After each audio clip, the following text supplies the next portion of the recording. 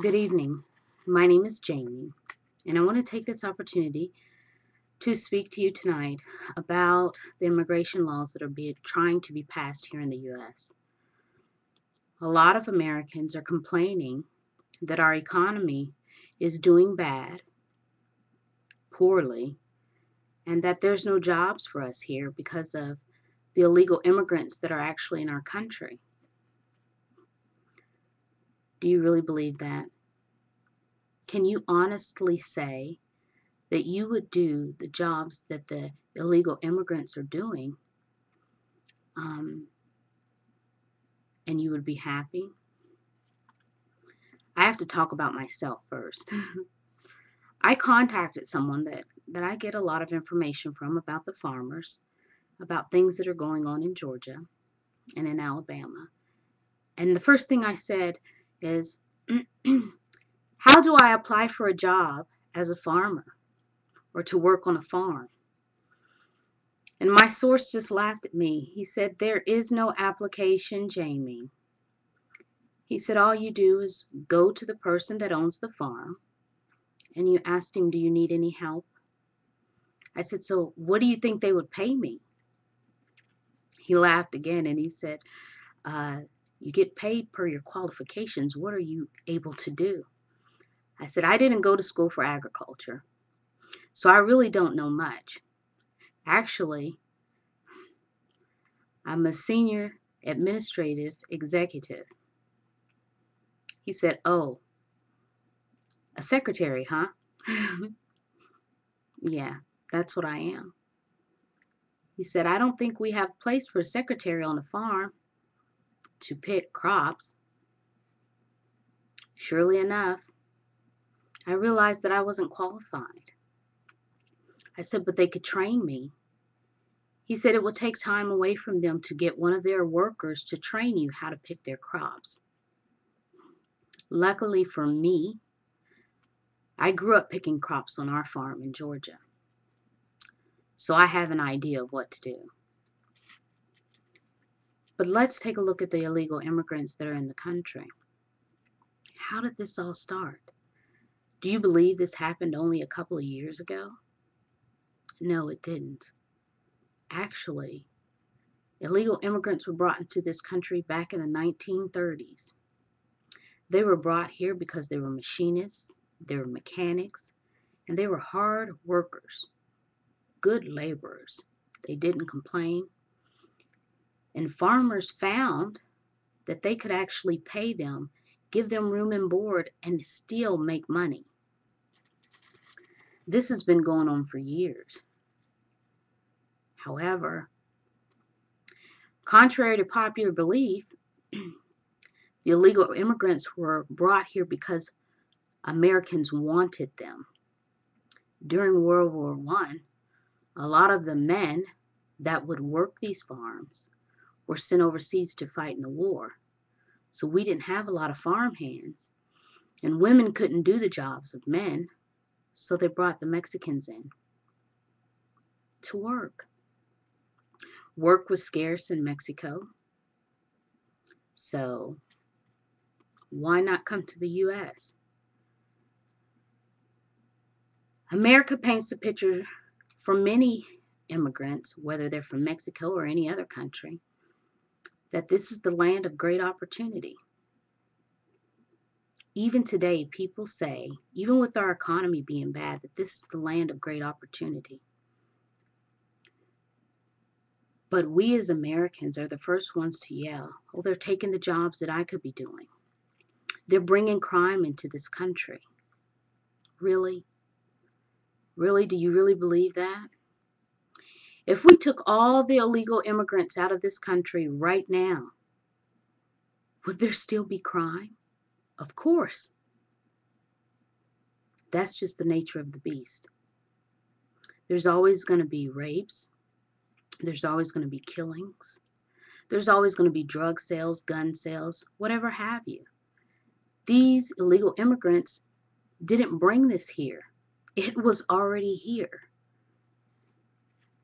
But that's for another topic. I just want to tell you a little bit about what I've learned. Since I've been doing a lot of research on immigration laws and the laws that are trying to be passed, I found, mainly in Alabama and Georgia, that a lot of the farmers are going to hurt when they lose their immigrants. Not only is it going to affect the farmers who have been hiring these immigrants for years. I remember when I was a little girl that they were coming in on buses, and they worked very hard.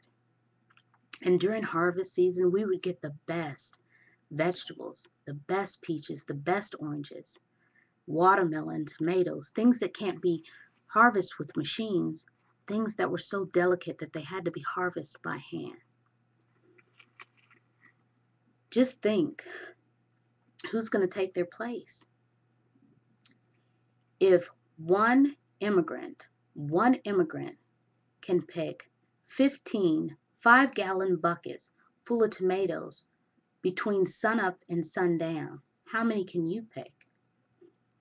I'm lucky if I'm able to fill one 5-gallon bucket. Seriously, and that's hauling it up and down the field. We brought them here to work for us during the war.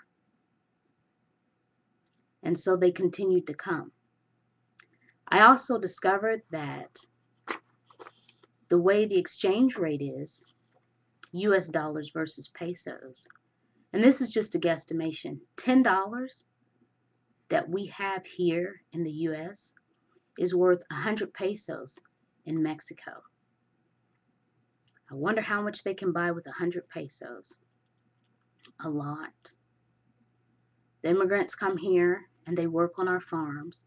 Not only do their family benefit from the small wages they receive, but we benefit because we're able to get vegetables on our dinner tables at a very inexpensive price. So, they're harvesting our vegetables. We're taking the vegetables that they harvest for us. We're feeding our families with these vegetables, and we're paying an inexpensive price. So let's take the middleman out. Let's take those illegal immigrants out that are able to pick enough so that nothing goes spoiled. Now we have no one. The prices that we pay, 97 cents for a bag of frozen green giant corn, or 50 cents for a very nice ripe tomato, half of that crop is going to be destroyed because we don't have anyone that's going to work fast enough to pick it.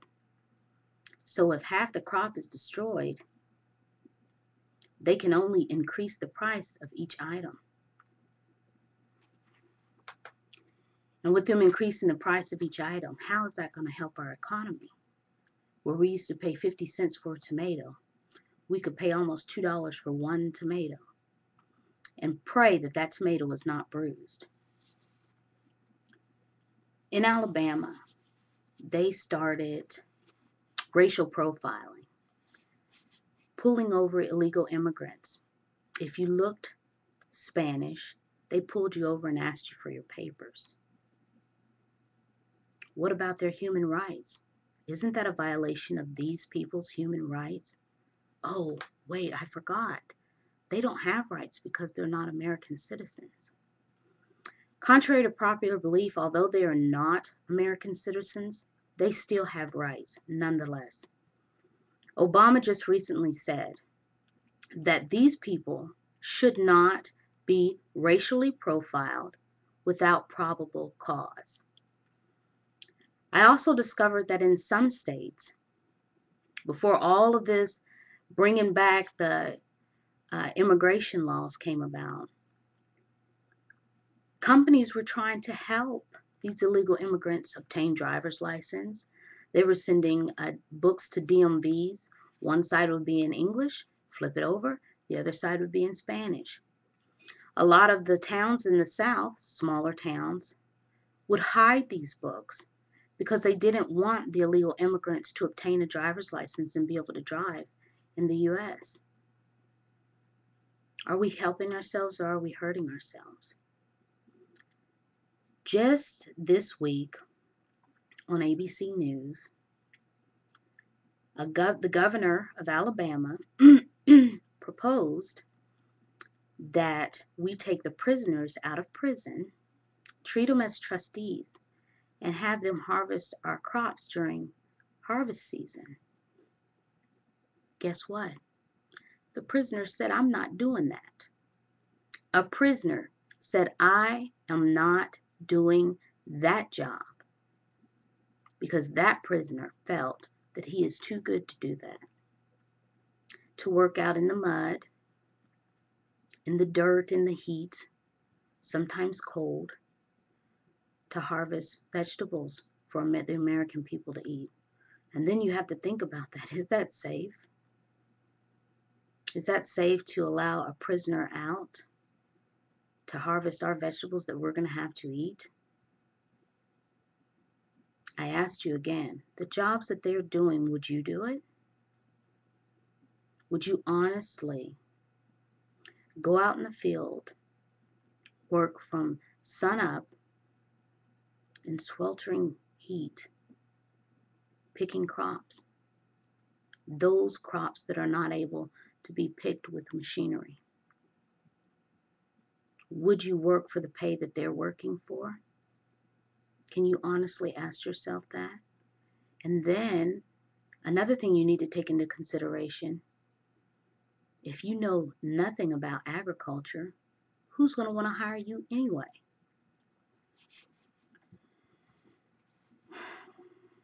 Just this year alone, a lot of illegal immigrants have started to run away because they're afraid. They're afraid that they're going to be shipped back to their country, and that the fact that they're able to provide for their families being here and send money home so that their families can live comfortably. What's wrong with us offering them some sort of compromise? If they've been here working and they haven't created a problem, why not allow them to stay? Taking them away from us is going to hurt us a lot. You don't feel the pain now. Come next harvest season, we'll see how good you feel when you have to pay twice as much as what you're paying now for whatever it is that you want that has to be picked on the farm. There was a Mexican that worked for a farmer in Georgia. He was very good at welding. Now they don't have a welder, so it's slowing them down a bit. I know Johnson's Farm was one of the biggest companies in Georgia, the best produce ever. It had the best workers. And every time I would go home to visit, I would always stop at his produce stand and get the best peaches, the best acre peas, the best collards. Now I can only imagine what it's like going past his farm. Their children were able to get free education, which our children get. And if we were to get rid of the illegal immigrants, what do we do about us? Because this country wasn't ours in the beginning. We took this from the Indians and we claimed it as our own. So if we're really, really, really trying to look at the laws and the Constitution, before the Constitution was ever written to benefit the people who stole, we need to take a look at what we've done. Oh, I know we've paid it back in folds. We've given them reservations and allowed them to live with their families and live comfortably, and they get money once a month. Money doesn't buy everything. Sure doesn't. Money can't compensate what's been stolen. I'm not speaking out against my country. I'm just saying that we need to look at both sides of the spectrum. And at this point, I don't think we are. Whatever happened to humanitarians? Are they out there? Don't you think the ones that's been here working and hasn't committed a crime deserves an opportunity to continue? You should take this into consideration. Taking the illegal immigrants who's working on the farms and doing jobs that we won't do, What is that going to do for us? Who's going to work at the McDonald's that you refuse to go get a job at? Who's going to wash your car when you go to the car wash? Who's going to bag your groceries when you go to the grocery store to get certain items? I wonder if we take the illegal immigrants out of the country, will there be no more Spanish food or Spanish aisles?